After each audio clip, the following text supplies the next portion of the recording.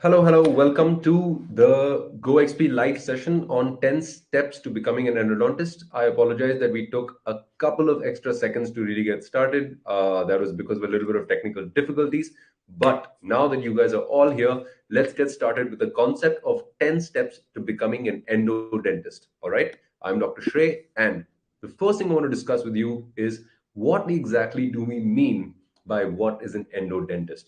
Right? An endodontist is basically a dentist who lives their life and performs with confidence, and that confidence is based in logic and science, and is a person that has the understanding that usually comes with experience and is able to take the experience of others to bring it to their game on a daily basis. Okay, so when we say that we want you to graduate all the way up to becoming an endodontist, that means whether you are a freshly graduated BDS, whether you are a person who's looking for a job, whether it's a person who owns a clinic, or even if it is that you are entering a postgraduate, whether it's endo or anything else, you will benefit from this method of thinking, because being logic and scientifically backed will always take you places. All right. So, with that thought, let's get started. I'm so glad you guys could take our time on a Sunday to be here. Let's get started with the 10 steps to becoming an endodontist. Now, the first thing that you have to remember is that whether you like RCTs or not, root canals are the bread and butter of absolutely any dental practice. This thought is going to go through our heads multiple times through this lecture as well, but I want to show you a case to demonstrate just that. Okay. Now, this is a patient that showed up to our clinic, and basically they had these grade 3 mobile teeth in the anterior segment, and they had these very bad, lots of bone loss over here, and there was TFO on these teeth. Now, these are all things that are important scientific findings for us to look at this case and take out of it. We do not want to look at this case and be like, Acha, isme RCT hoga, isme bridge hoga, isme. That's not it. You want to look at what exists, what are the scientific factors that exist there, so that we can take inference and then plan the treatment logically.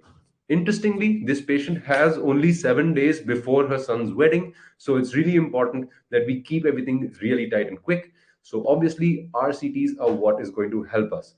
Okay, so we want to follow Auntie's law. We want to give the mucosa a lot of time to recover. Now, why I mention this is because excellent dentistry is not divided by department. In the real world, you will come across cases of all kinds.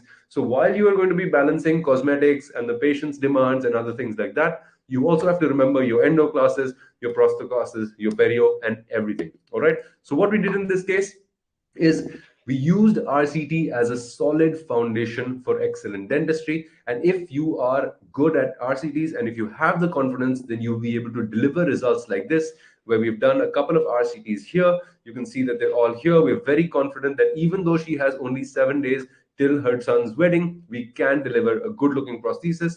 After doing good RCTs, we do great crown preps and we send the patient home. We keep in mind and we remember all of those things that we were taught earlier about lip exposure, about the amount that incisal display should be there, and all of those things. And then you are able to deliver excellent quality treatment like this. And you have to remember that at the end of the day, it is the RCTs that allowed us to perform such an amazing job. All right. So coming back to that, now the logic, what I said is that RCTs are the foundation of good quality dentistry, and the true cost of a failed RCT, especially in a case like this, is that you will be super stressed out if you are not doing good RCTs. You will continuously have to listen to complaints. There will be a loss of reputation, a loss of referrals. There will be an increasingly large amount of time spent on retreatment. And that is why the first thing that you need to absorb in your mindset is, when you are planning to do root canals, you need to do them well, right? So learn how to do them well, read, study, research, do whatever is required, but RCTs need to be done well, because the true cost of a failed RCT is really high. Okay, point number two. Let us say this is an operating theater, this is a cardiac surgeon, and he's like, sir, the stent is 4 mm short, and the other guy is like, it's okay, leave it, it's better than 4 mm beyond. Do you think that that approach would be appropriate in a cardiologist or a neurologist's setup? No, right? We agree on that. No, absolutely not. Then how is it that we get asked this question by juniors, by everybody all the time, whether in a root canal Can I just leave it 4 mm short? Oh, it's better than being 4 mm beyond or 2 mm beyond. The logic is this: the only reason that you are a dentist and not a cardiologist is because of the score that you got in an exam many years back, right? थोड़े से और number आ जाते तो things may have changed for you, and then that approach and that attitude, it should have absolutely been different. That is why what we like to imply is intent determines outcomes. And if you imagine that you could have been a cardiologist or a neurosurgeon, it is up to you to hold yourself up to that regard. If you give yourself that much respect and perform at that much quality and that high a level, then your work will speak for itself, and people will also start respecting you accordingly. All right. So my second point is that intent determines outcome. If you are going to be an endodontist or you're going to think like an endodontist, then you need to elevate yourself and not just think along the lines of these small numbers. You have to deliver perfect results absolutely every time. All right. The third point, so only the first 3 points are non-clinical like this. After this, we jump right into some clinical stuff. Okay, but this is super important because being a good dentist is not just about obturating till the apex. It's also about cleaning and shaping, and it's very, very important to remember two brilliant things. Number one, Schilder's mechanical and biological objectives. You should already know them, so I'm not going to go through them. And the second thing, something said by Clifford Ruddle. Clifford Ruddle was part of the team that came up with Pro Taper. So he said, what comes out is way more important than what goes in, right? Because what goes into the canal is like files, intercanal medicament, all these types of irrigants, this, that. But what comes out is the infective tissue, the residual pulp, the bacteria, the biofilm, the smear layer. So what we need to think about when we are doing root canals is that are we meeting the objectives of that root canal?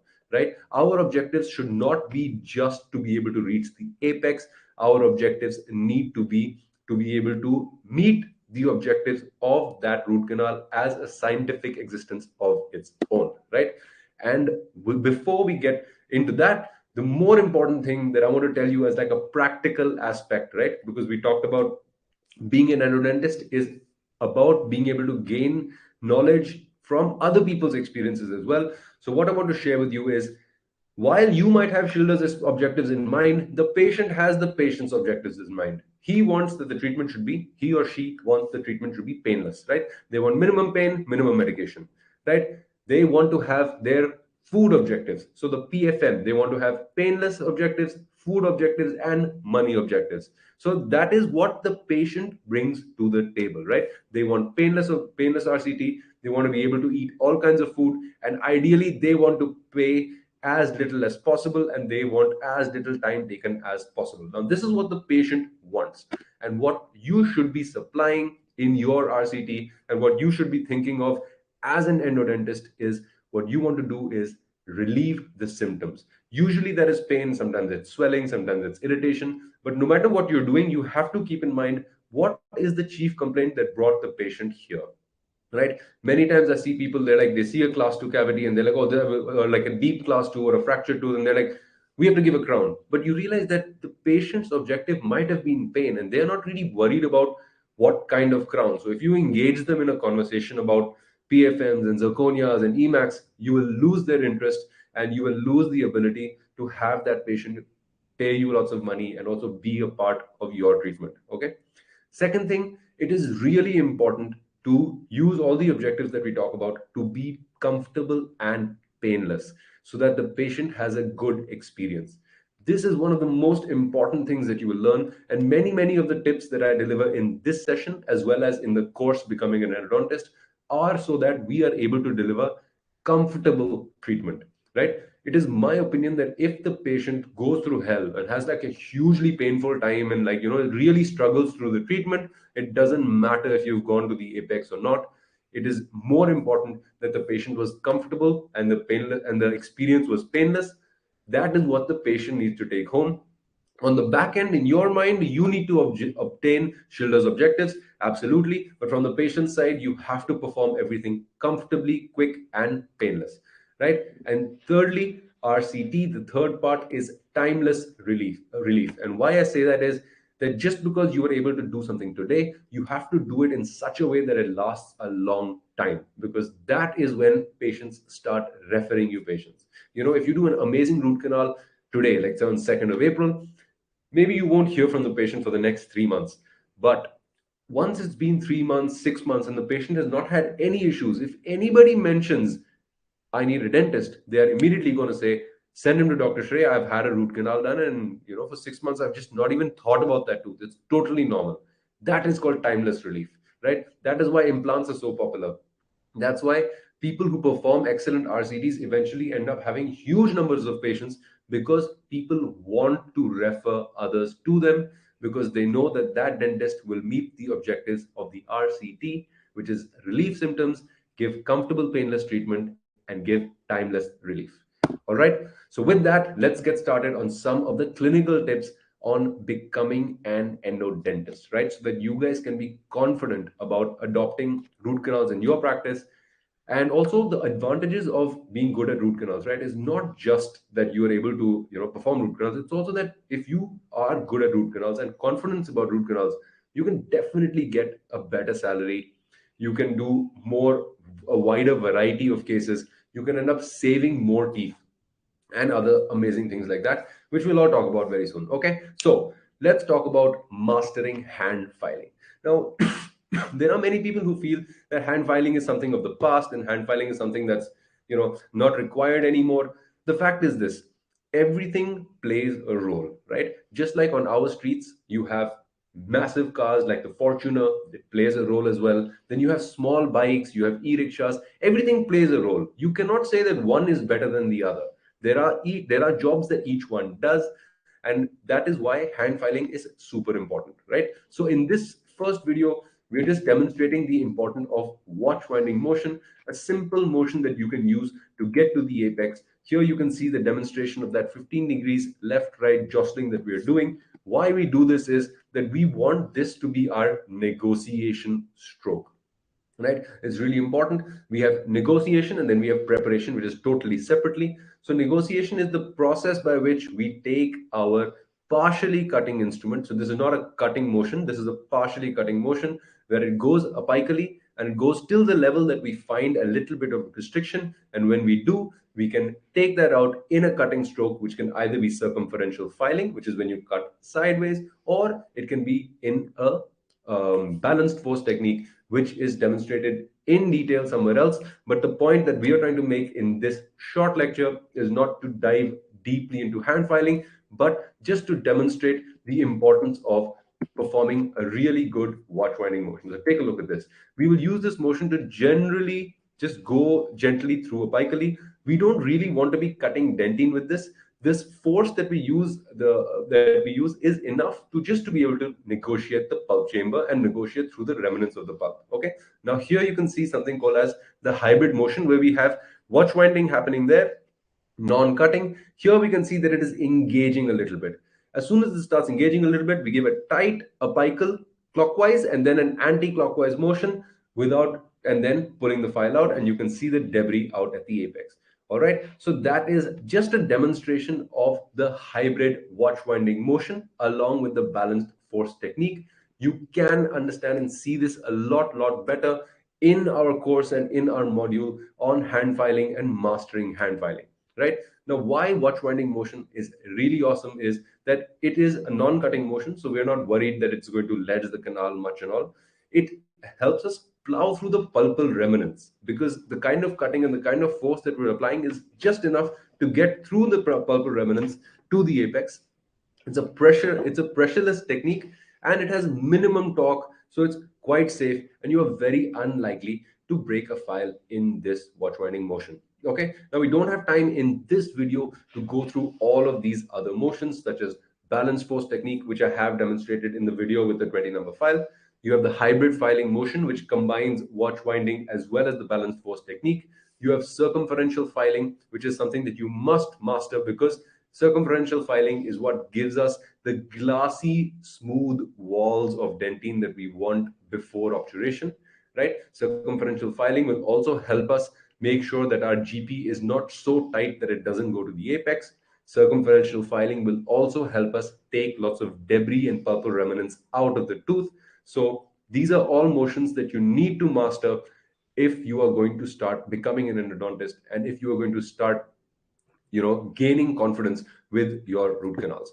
Also, we have the two very important motions that we use in rotary endodontics, which is the pecking and the brushing. I have a short video here to show it to you, but before that, I wanted to just tell you this one simple line. An amateur, which we all are right now, I mean, some of us are a little bit above amateur, but definitely a lot of people that are watching this video are still in the amateur stage. They're still trying to gain mastery over something. So an amateur becomes a professional by practicing till they get it right. Okay, that is how an amateur mindset is. But I will suggest to you that you need to plan to become a master, and a master is a person that practices till they can't get it wrong even once. All right, that is the difference between an amateur and a master. So when you are going to be approaching something as simple as hand filing, I want you to be able to reach that master level so that you are at such a level that no matter what you do, it always goes right. Okay, that is the objective of becoming an endodontist. All right, coming to point number 5. If you are going to become super confident about root canals, if you are going to be doing them in your clinic, in others' clinic, consulting for your own family, and all those kind of things, what you want to do is understand the secrets of rotary endodontics. Right now, this is a huge, huge, huge topic, and a huge, like there's lots of things to discuss about it. But I'm going to give you a quick distilled summary so that you can understand what all there is in rotary endodontics for you to understand, to be able to apply it clinically, right? For example, this is a simple case over here. Let us say, okay, this is an obturated x-ray of mine, but let us say this wasn't obturated. Which file system would you use for this case, and why? Now, the interesting thing is this. If you would be able to use a certain file system here, then that itself would be amazing, right? If you knew that which file system, and the important thing is that when you look at this, you have to be able to see that, okay, there is a sharp curvature here. This is mostly a middle to apical third curvature. There's an apical third curvature here. There's another bayonet shaped curvature here. So what type of file should I use? Should I use a very aggressive file? Should I use a file that's M-wire? Should I use a control memory file? Should I use a regular austentatic file, an R-phase file, a twisted file? Should it be a Pro Taper, K3, Bondent, CC Premium, Basic Logic? There are all these marketing and brands out there. If you are not able to differentiate between these files, if you are not even able to identify and understand what it means for there to be gold treatment or blue treatment or platinum treatment, then that is going to leave you at a significant disadvantage, right?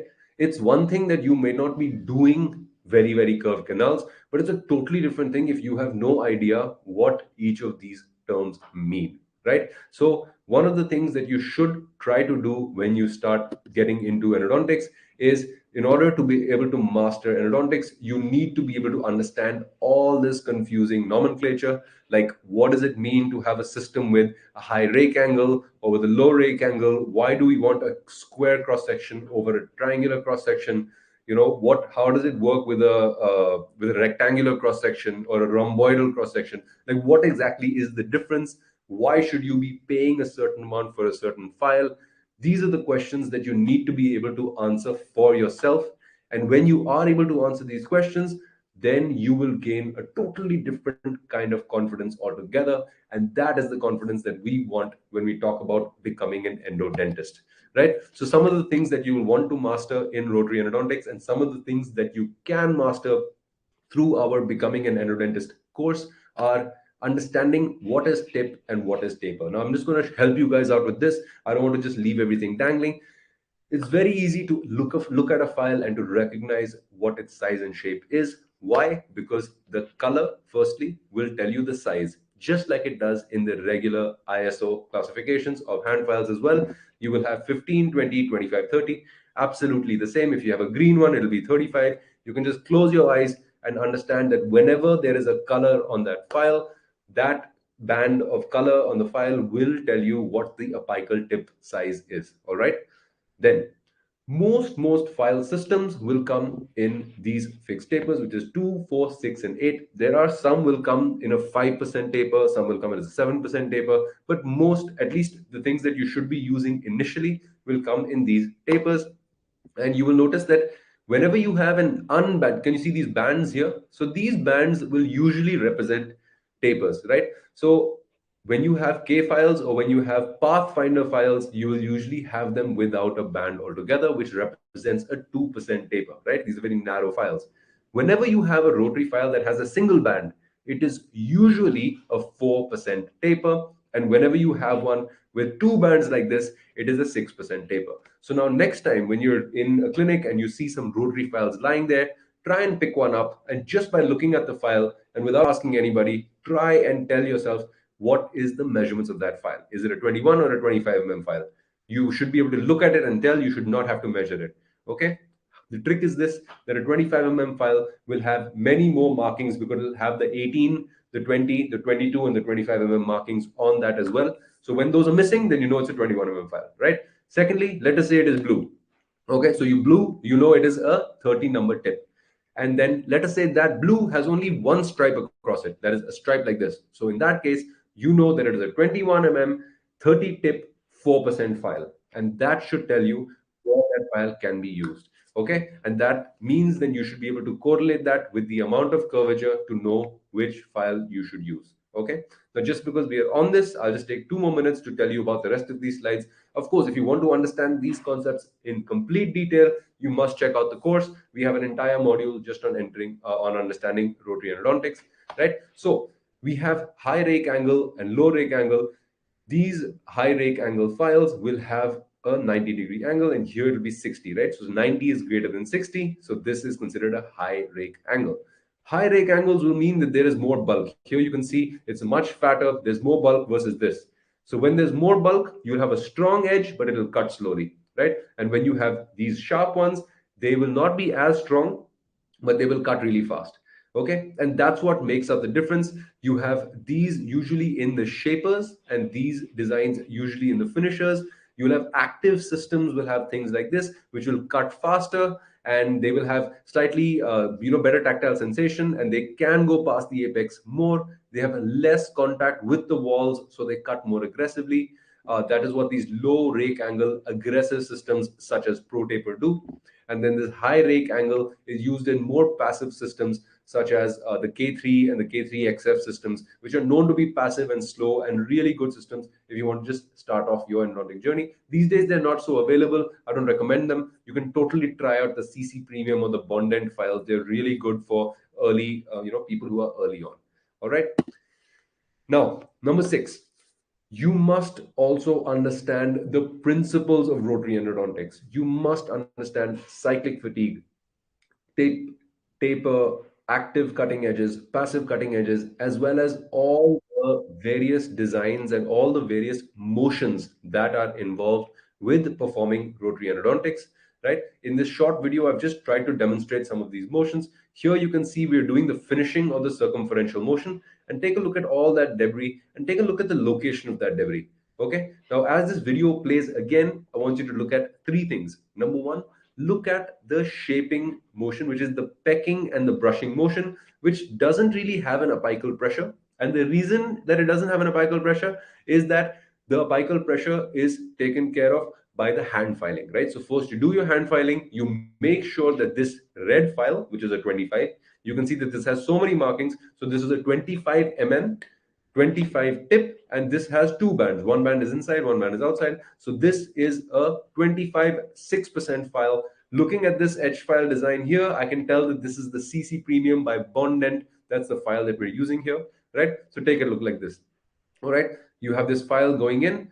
It'll enter very gently till the part where the shaping has already been done by the 25 file. And we want to make sure that the cutting that's happening, right, is not right at the tip. It's on the side. All right. So that is the pecking and the brushing motion. And here's the finishing and the circumferential motion that we use while trying to clean out the dentine, trying to clean the debris that is stuck to the dentine. This is the finishing motion that we use with a rotary endodontic file. Now, the interesting thing here is to see where see this. Oh, see, I'll just play this back again. When you're looking at this over here, take a look at where the debris is. Can you see the debris is all in the middle third? Okay, this is the debris that came out of it. It's all in the middle third. It is not in the apical third, and that is one of the most important principles of rotary endodontics. We do not want to be cutting with the tip ever. We always want to be cutting with this portion, which is the middle and the coronal third of the file, because that is where the file is strongest, and that is the area where we are least likely to end up with a fracture. All right. So quickly getting back to this, we talked about point number 5, which is mastering the motions of hand filing, and point number 6, which is understanding the metallurgies and the designs of rotary files, and number 6 is understanding the principles of rotary endodontics by understanding cyclic fatigue, understanding the shaping, finishing motions, and things like that. All right. Now, coming to the diagnosis, right? Now, this is the part that I'm going to spend a little bit of time on. Okay. The logic is this, that when you look at a root canal, when you look at a tooth rather, right, we need to be able to differentiate a tooth from like what exactly the problem is in that tooth, because it is the diagnosis that we have of that tooth that should guide everything. It should guide everything from the medication to the prognosis to what we tell the patient to what intracanal medication to what orifice opener we use to what amount we shape the canal to what irrigant we use, and all of those things, right? It is very silly to approach every root canal in the same exact way, because as you can see these three situations here, this is a retreatment case. This is a primary treatment case. This is a case where there was a gap done. It's just a non-vital tooth. Here we have a non-vital tooth, periapical sinus with a periapical abscess, and a non-vital tooth. This is an injury case. This is a long-standing periapical cyst. So all three are actually going to have a totally different approach. But it is important that we diagnose these things first. Okay. So I'm going to demonstrate this to you in a very interesting case that we did. Take a look at this. This lady fell down and she got injured about 4 or 5 years back. Okay, she has this tooth which is non-vital. How do we know that it's non-vital? We checked it with the cold test, with the hot test, and with the electric pulp test, and all three had no response, right? Plus, she had mild tenderness on percussion, and there was a slight color change in the tooth. When we took an X-ray, we can see that there's a periapical lesion, yes, but there is no tooth resorption. So this is a non-vital tooth with a periapical abscess with no tooth resorption. Okay, remember that. Put it to the side.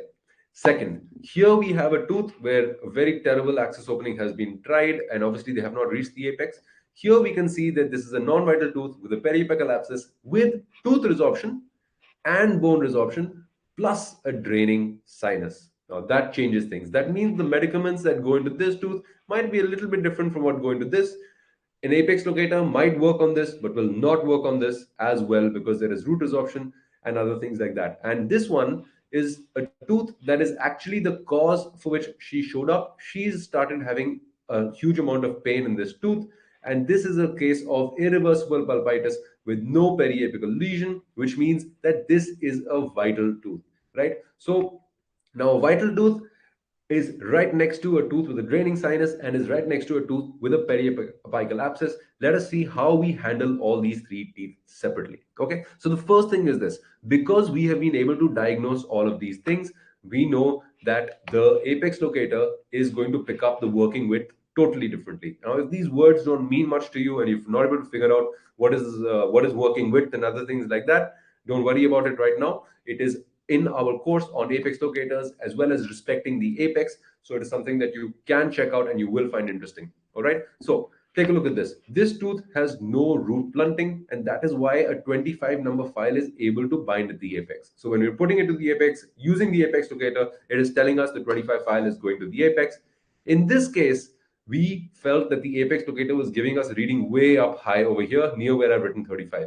That means there's a significant amount of tooth and bone resorption that has happened, because of which the first file that is binding at the apex, that is actually binding at the apex, was as large as 35, right? And in this one, again, it was 25. So that is one thing that changes with the diagnosis. So in this case, if you directly went with a very narrow file, it would take you a huge amount of time to get to the working width. Why? You would go with a 10, it'll go past the apex. 15, past the apex. 20, 25, 30, 35, everything goes past the apex. But if you look at this tooth and you're like, okay, listen, this tooth has resorption. I can see it, right? The bone has resorption. I can see it. So what you already you know that 25 is the minimum size that will bind to the apex. Secondly, you know that because it has a periapical lesion and root resorption, you are going to perform a apical trephinition, right? Apical trephinition is a concept given by Wayne. We do that to relieve the periapical pressure so that the pus in the periapex can come back out into the tooth. That reduces our chances of a flare up. So we know that periapical definition will be required. So start with the 25, right? Instead of starting with a something smaller. That is one of the logics that's important, right? So that's one thing. Secondly, now we know that this working length here is fine. Here it's fine, but here we can see that the apex locator is warning us not to go further than this. Now, only if you know how to use apex locators and if you know what to expect, you also know Wayne's law, which tells us that when there is a tooth with root resorption as well as a periapical resorption, we need to go 2 mm short. We need to perform the cutback of the gutta percha, which is Wayne's law. Then all of these thoughts should come together as soon as you see the X-ray, right? That is why a diagnosis is super, super important, right? Now, we've understood those things. We've understood how the working length changes. We've understood why the working width is different. Now, this is super interesting. Okay, what are the irrigants that you would use in an abscessed tooth? In an abscessed tooth, that is this one and this one. Would you want to use hypochlorite? Would you want to use chlorhexidine? Would you want to use just saline? Anything like that? I'll tell you the answer. All right. Now, let us start from this guy. Okay. So, this guy, the tooth on this side, is the one with irreversible pulpitis. Now, the one with irreversible pulpitis has vital pulp. Okay. That pulp is becoming non vital slowly. So, what our challenge is that we need to dissolve pulp. Okay. So, tissue dissolution is our maximum, is our most important thing in the case of irreversible pulpitis. Also, the case of irreversible pulpitis has no resorption at the apex, so we have no issues. As long as we are instrumenting just till the apex or short of the apex, we can irrigate with hypochlorite. Done. So in the tooth with irreversible pulpitis, I want to use 5.25% hypochlorite. I want to flush at least 5 ml, maybe even 10 ml. I want to make sure that I put some EDTA inside that repeatedly along with my hypochlorite to see if there's any effervescence. If there's no effervescence and if the champagne sign is negative, I know that I've removed most of that tissue and I'm comfortable with doing a 25-6% gutta percha all the way to the apex, right? That makes sense. Now, in the case of this tooth with a draining sinus. Now, when the tooth has a draining sinus, that means there is pus that's flowing around in that apex. I know that I should not be using hypochlorite in that case. Why should I not be using hypochlorite? Because when you have hypochlorite interacting with the proteins in the pus, you can lead to the formation of a protein coagulum or a clot, and that clot can then give you issues. It can block the root canal, and then the effervescence that develops, instead of coming out of the tooth, can go down into the tooth and it can come out into the apex, and that can cause a huge amount of pain. All right. So, this tooth, what would we want to do? If you are not using sodium hypochlorite, then ideally what I would want to do is I will want to irrigate that tooth repeatedly and repeatedly with only saline initially. Why? Because even if I use chlorhexidine or if I use anything that is strong and toxic, it can go past the apex because we have a significant amount of root resorption. The root resorption is 35 is the size of the first file. So this is even before we've done our rotary or we've done our expansion. So that means if I irrigate even with chlorhexidine, there's a chance that it goes past the apex. And we know that this tooth should probably not be done as a single visit because there is a draining sinus here. So it will need augmented disinfection. Now, all of these decisions you can only make if the first point that we started with, if you are able to diagnose the tooth and if you're able to diagnose what all problems you are likely to have in this situation. All right. And then with this abscess tooth, nothing to worry about. This has a periapical lesion, but it's nice and closed. We're able to control it. The sinus is not draining. This is a very good case for irrigating with chlorhexidine. After you have irrigated with chlorhexidine, you can use some EDTA to open up and clear out all the smear layer, irrigate with saline, and then obturate that tooth. All right. So just going to quickly go back to this. The logic was your diagnosis should guide everything, right? So this is the case that we talked about where we have a totally different approach in an irreversible pulpitis. different approach in an abscess tooth and a different approach in a tooth with a periapical lesion and a draining sinus. All right. So you've gotten the point across. Diagnosis should guide everything. Now, easy to say, diagnosis should guide everything. How are we going to get our diagnosis sorted? Okay, now see, I tell a lot of patients this, that it's really actually quite easy to be a dentist, because there are like 4 or 5 things that can go wrong, right? But the whole challenge is to figure out that in each situation what exactly has gone wrong. And some of the really nice tools that we have been given are a history, which is the absolute most important, thing in the world. Being able to take a clear history from the patient will determine whether you are a good dentist or an amazing dentist. Why? Because everything is hidden in the history. All right. If you listen to the patient properly and you're able to ask them the right questions so that they give you the answers that are relevant, you will be able to decide what is going on. Right. Then the three tools that we have are the cold test, the electric pulp test, and the hot test. Also, I have written them in this order because this is the group leader. It's absolutely the most important. The editor in chief, the cold test is the one that gives us most of the information. Most of the obvious things are cleared out by the cold test. We end up using electric and hot tests a little bit less often than cold tests, and there are a couple of reasons for that. Okay, the logic for that is, number one, the cold test is a test that doesn't really hurt the patient much. Okay, an electric pulse test does not hurt the patient much if you do it properly, but it takes a little bit of more time, and you have to have an EPT or an electric pulse tester. Nothing to worry about. If you have never used an EPT and if you have no idea how to use it, you can check it out in our course on pulpal vitality. All the details are given in that. You will be able to master the usage of an EPT. In that, I've demoed the woodpecker one, but all of them run on the same logic. So now, why do we do the cold test first? Is because the cold test will be able to differentiate these situations. Okay, this is one of the most important slides, and this slide is actually taken from the course directly. Let us say you apply ice, okay, so endofrost or ice, and you apply it on a tooth, and there is no response. Okay, so when there is no response, that can mean two things.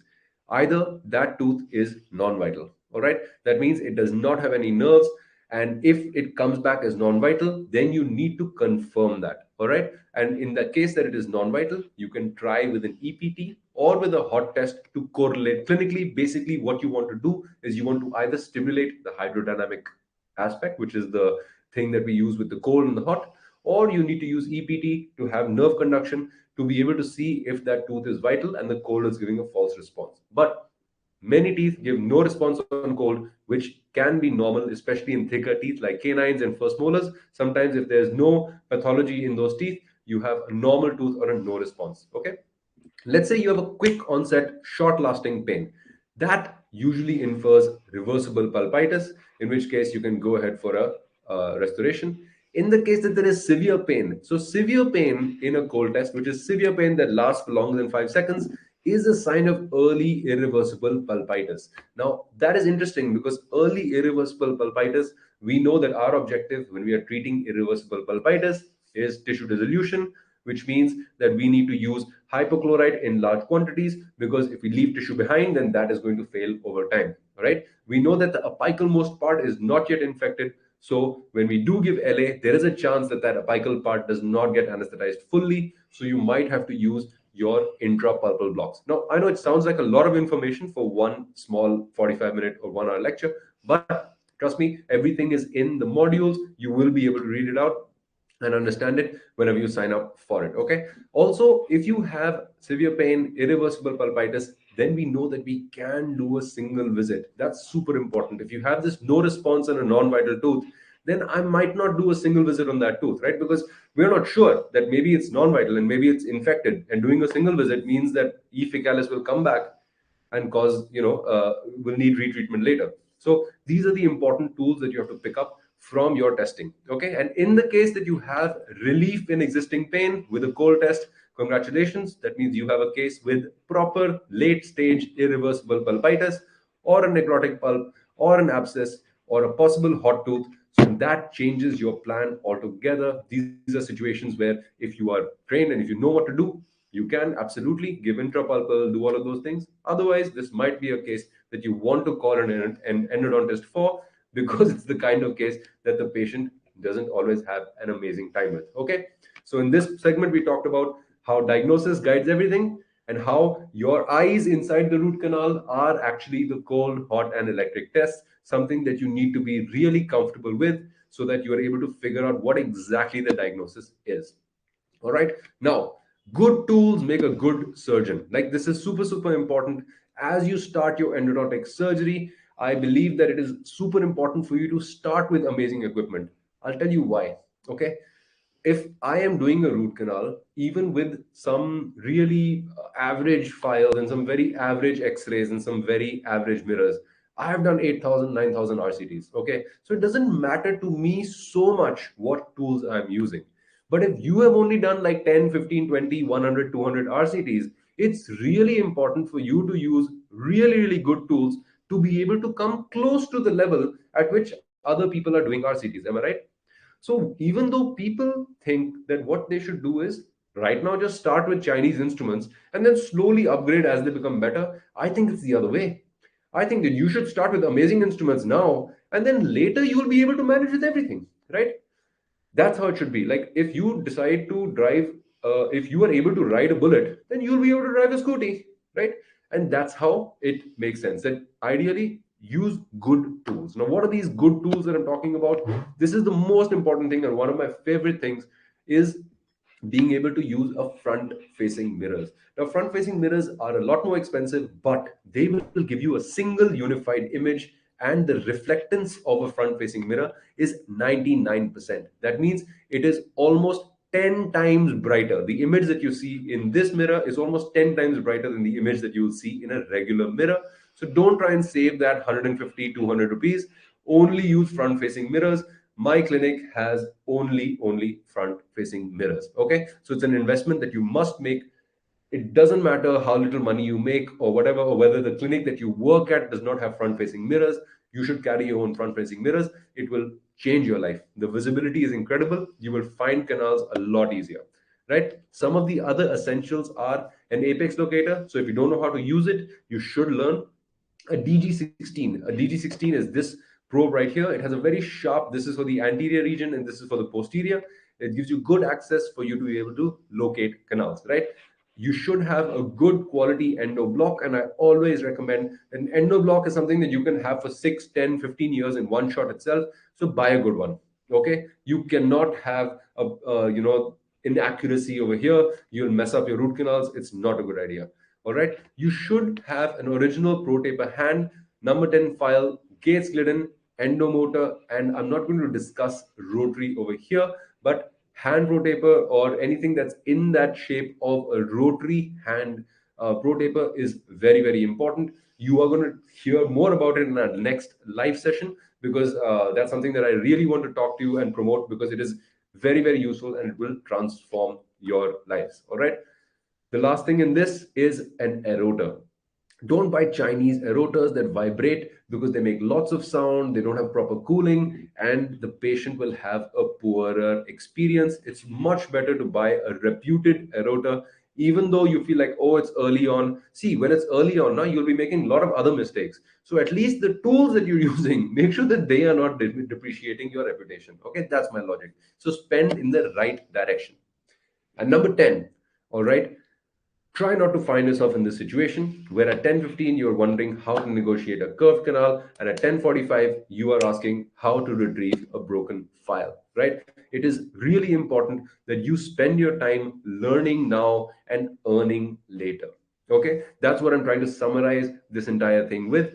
Today, you might be in a situation where you're getting a job, maybe even for free, you're working, or you're getting 10, 15, 20, 30,000 a month, and use that as an opportunity to understand things. It's okay if you're not getting to do really amazing cases and all of those things.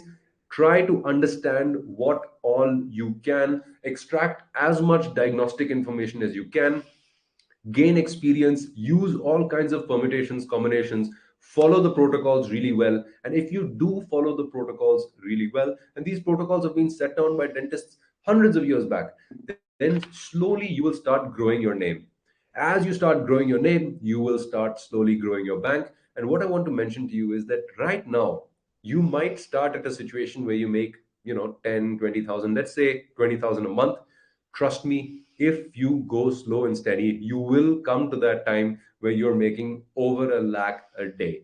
Okay. So once you reach that situation, there's no looking back. So you think about it like this: at 15,000 a month, even if you put in 1 year, you're only going to have like 1.5 lakh or something like that. My maths is not good. But if you are able to persist and make yourself better, upgrade yourself, become an endodentist, approach things with a logical and scientific point of view, within no time, you will be making more money in a day than what you make in a year now. Okay, that's how the maths works. So, what you want to do is practice on your patients, don't learn on them, right? It's not right. You will have enough and more time in your journey over the next 20 or 30 years. So don't be in a hurry to get that journey started. Once you start that journey, you'll be working for 30 years. So get trained first. If you take a couple of months early on to upgrade yourself and to learn more things, experience clinical workshops and things like that, they will make a huge difference later versus starting a couple of months late. Early on, starting a couple of months late will make zero difference. All right.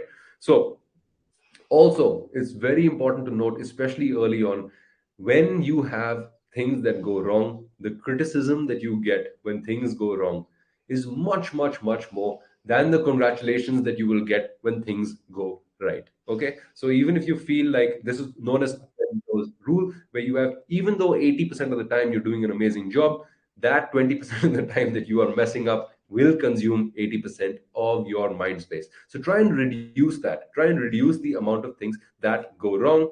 And Herodontics is not for private practice. Okay, that's why I mentioned this here. Like, let's say you have a very curved canal or you have an extremely difficult root canal, you're not feeling confident to do it, just don't. The patient will appreciate that you took a decision to call in an expert. They will appreciate that you had the foresight as a doctor to understand, no, this situation is better handled by somebody else. That is the right thing to do. So when in doubt, call an expert. All right. So I will show you one last case and then wrap this up. Okay. Take a look at this. We're going to revise some of those points that we talked about. Number one, RCTs are the foundation of dentistry. Take a look at this. This patient came to me with a chipped PFM. All right. So she came to your chipped PFM. She said, "Doctor, can you remove this crown? Can you give me the same one that you gave my husband? That 12,000 wala crown. It looks really good." I said, "Done. Let's take an X-ray." She said, "No, no, no, no, no. Don't take an X-ray."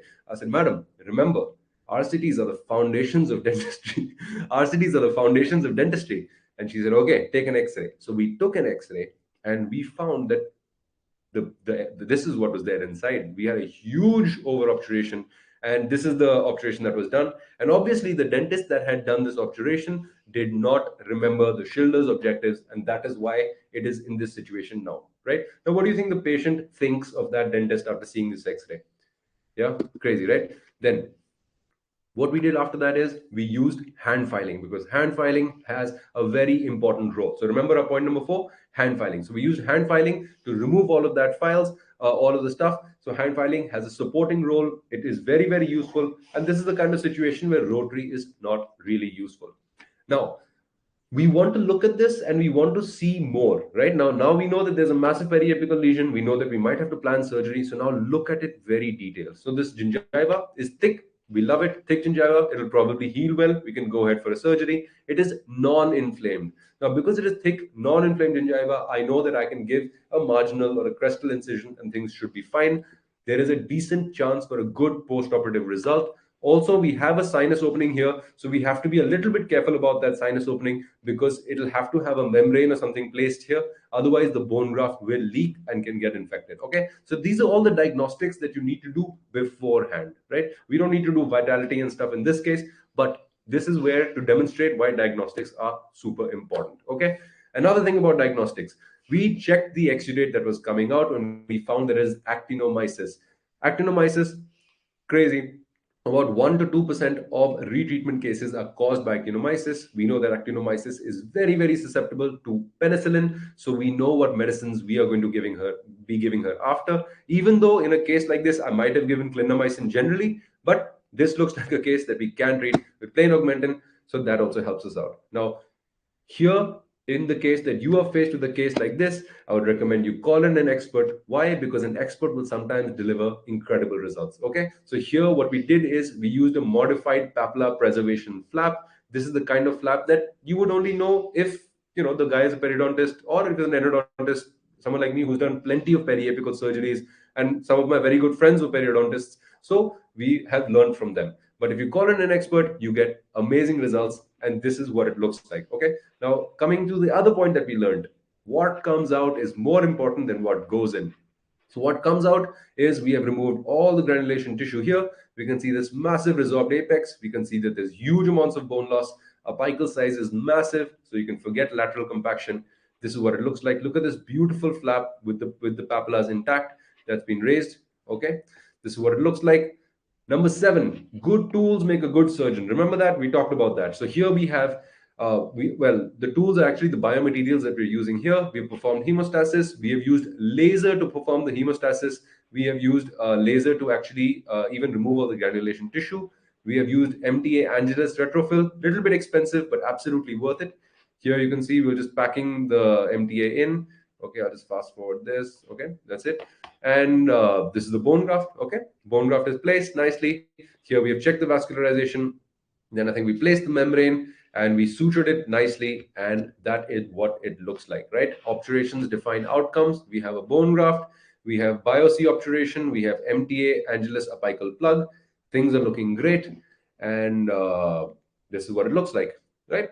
So if you do follow the principles, you can end up doing incredible looking dentistry, things like this. And what the final thing I wanted to say is we have beautiful healing. You can commit to excellent outcomes if you choose to, like what we talked about in the cardiologist example, that you can go right till the millimeter and get the perfect smile that you want. So this is the tooth in question. You can see there's a little plaque deposit here. That's fine. And this is the cemented crown. That looks pretty good, right? This is 4 months later. So, what is an endodontist? An endodontist is a doctor that puts their mind into gear before putting their hands into motion, right? They use all the information, knowledge, all the geeky studies, all the lectures, all the modules, everything that they have learned, and they apply it to the patient in every clinical situation.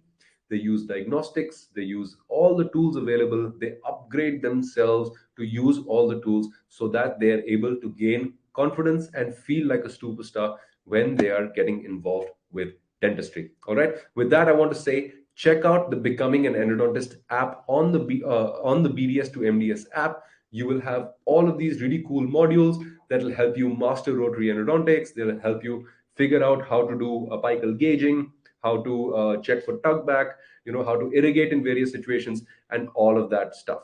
All right. On top of that, we have all the nomenclature with regard to rotary files and testing and augmented disinfection and hundreds of things that you have to check out.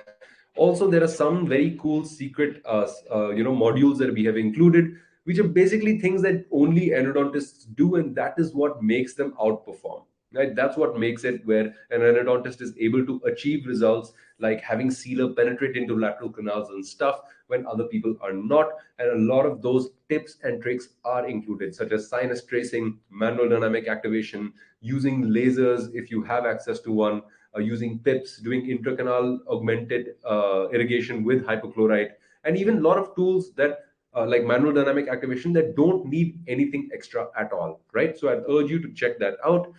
So there's like this very cool case that we have. This is that same case that I showed you earlier, where we had the non-vital tooth, we had the abscess tooth, the tooth with the draining abscess, and the irreversible pulpitis tooth. So this case is discussed in complete detail. And then you have all of these tips for access opening, such as occlusion reduction, the red map, and other things like that. All of this is included in the course. So do check it out. This is it for today for our live session. I'll be very happy to jump onto the app now and hear some of the questions that you guys have. Let's do that. And yeah, that's it for now. Also,